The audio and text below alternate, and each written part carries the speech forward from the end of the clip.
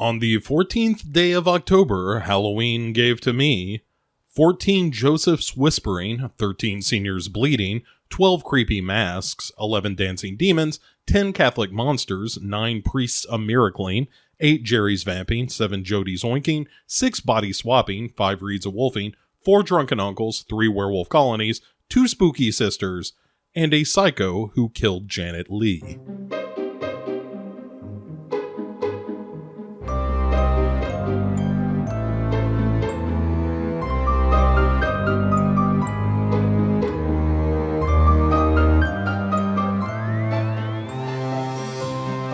Well, hello there, and welcome to officially the end of the second week of October, which brings us to a very spooky story in the form of The Changeling, starring George C. Scott and Trish Vanderveer, which are both very fun names to say. This here movie is from the year of our Lord 1980 and directed by a guy named Peter Medak, who is probably best known for directing things like The Craze and Species 2. You know, you gotta start somewhere, or in there, or something. Also, probably Zorro the Gay Blade is an unfortunate film that he directed. You know, what are you gonna do, I guess? You gotta make some money somehow. Anyway, this is also written by William Gray and Diana Maddox, although it is suggested by a story from a guy named Russell Hunter. So the story itself was that Russell Hunter, who was a writer himself, basically rented this sort of old house and ended up having an experience or several experiences in that house that led to the discovery of a body in another location. And so that story was adapted and, you know, obviously expanded upon and so forth. And that led to The Changeling, which is arguably one of my favorite haunted house movies. It's up there.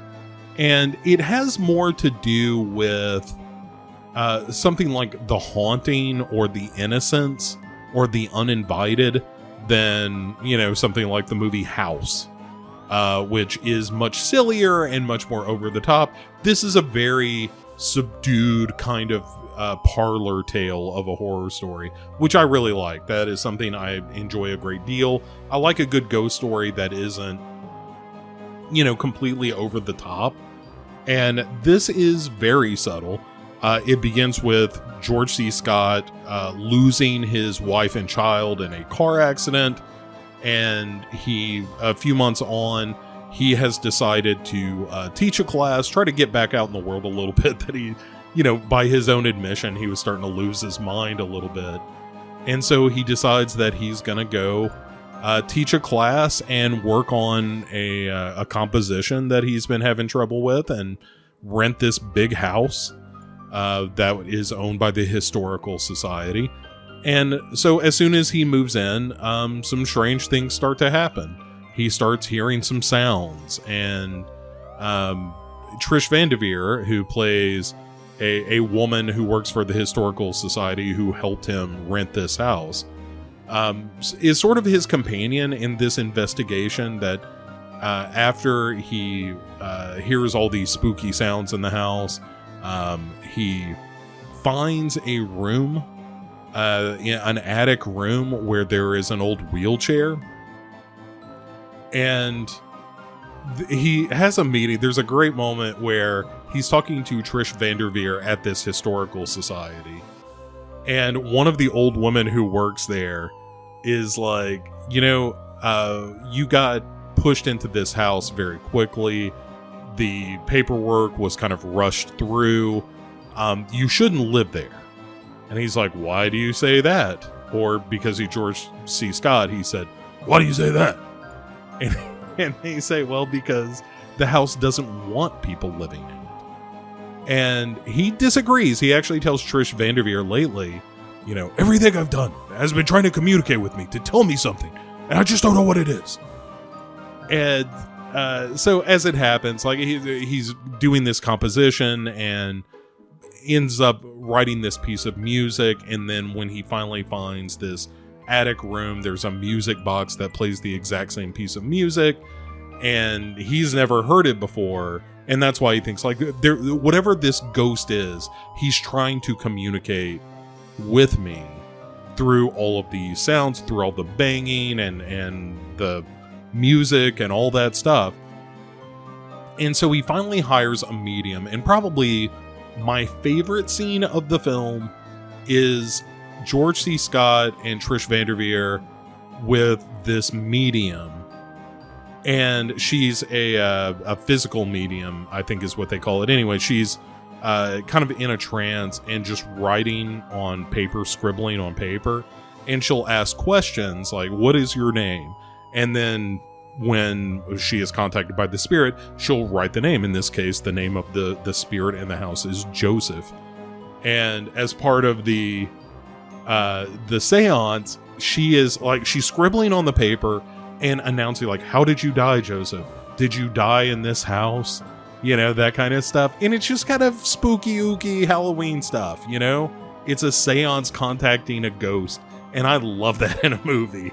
And it's not quite the ridiculousness of something like Insidious, where she's wearing the gas mask and all that, but it's certainly of that stripe. And it's clear that James Wan had seen The Changeling, because it is just that scene with a gas mask and a jump scare. And that's another thing this movie doesn't really do that much of. It's got a couple, but for the most part, it's more about the growing dread of, oh, there is definitely a spirit in this house. And he starts to have visions following him listening to the recording of this seance, where as the medium is asking questions, the ghost of Joseph is answering. Like they don't hear it at the time, but when they play it back, or when George C. Scott plays it back on his tape recorder, there it is. You know, electric voice phenomenon is what it's called on them ghost hunter shows. But it's great. It's great. And he hears this story about being killed by the ghost was killed by his father, and it's all this stuff. And he just breaks down crying. You know, it's old George C. Scott just crying because this little boy has been killed.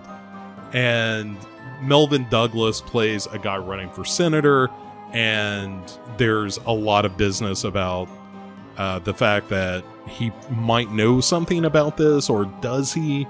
And I don't know that the movie is ever explicit whether or not Melvin Douglas really not understood, but if he knew ahead of time what was going on. But then George C. Scott, again, through a series of investigations, and at one point they rip up this poor woman's floorboard because she lives in a house that was built on an old ranch that this family used to own. And deep inside this well, they find the body of Joseph, along with I think it's a St. Christopher's medallion with his initials. And Melvin Douglas has the exact same thing with the same initials. And the idea is that the father had this son who was handicapped, was never going to be able to carry on the family name in the way that the father wanted. And so he kills this son, goes to an orphanage, finds another kid that's of the same age, sends him off to school in Europe, and then World War I happens. And so by the time this kid comes home, he's 18 years old. And, you know, as George C. Scott puts it, like, so what? He can walk again because that's why he went to Europe, for all these special treatments. And also, he's 18 and no longer 8. So who's going to argue that this isn't the Joseph that they knew, because so few people knew him? And so that this this character, the Melvin Douglas character, is the titular changeling, because he has been placed in the shoes of this child who has been murdered. And George C. Scott refers to it as the worst kind of murder. It's murder for profit. And Melvin Douglas denies it. He's like, my father, I won't have you talk about my father in this way, and so forth. And of course, all of this ends in a, conflagration, and Melvin Douglas pays the ultimate price and whatnot. But it's just an absolutely terrific, moody, not necessarily exciting, but really involving kind of film. It's a couple hours long, or it feels like it is closer to 2 hours than it is 90 minutes. Let's see if I can get, it's an hour 47. Just for those of you keeping score at home, an hour and 47 minutes, says George C. Scott. But it's great. It's a great, ghost story. And it feels like the kind of ghost story that is more, this is a crazy thing to say about ghost stories, but it feels more grounded in reality than a lot of the films that we're going to talk about. Both have talked about and continue to. Like, if somebody told you this story, but it began with, my uncle rented this house one time and then told you the story of the Changeling, there is a solid 80% chance you would believe it up until the point that you started Googling and discover, wait a second, Melvin Douglas didn't die, or whoever the senator is in this case. But it's that kind of story, right? It's the turn the lights down low, get yourself some cocoa.